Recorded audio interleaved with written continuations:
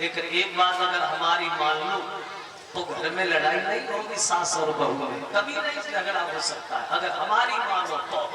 बताओ, देखो जिस दिन सास अपनी बहू को अपनी सगी बेटी के बराबर मान ले, सास जिस दिन अपनी बहू को अपनी सगी बेटी के बराबर मान ले, और बहू जिस दिन अपनी सास को अपनी सगी माँ के बराबर मान ले, तो कभी उस घर में सास और बहू में झगड़ा हो ही नहीं सकता।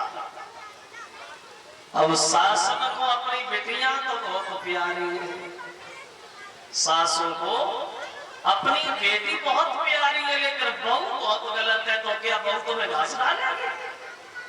और बहू को अपनी अम्मा बहुत प्यारी और सास डालने मिली गई है, तो वो सास क्या तुम्हें मानेगी?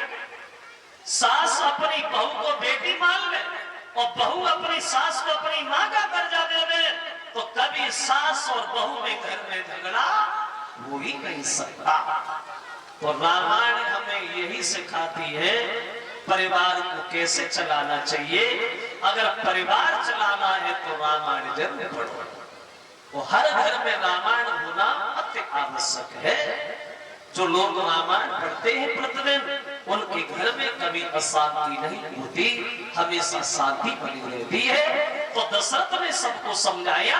वो अपने जो भरत है, वो भरत शादी के 1 साल बाद ये अपनी ननिहाल चले गए, और शादी के 12 साल 3 महीना बाद राम के वास्ते की तैयारियां शुरू होती है।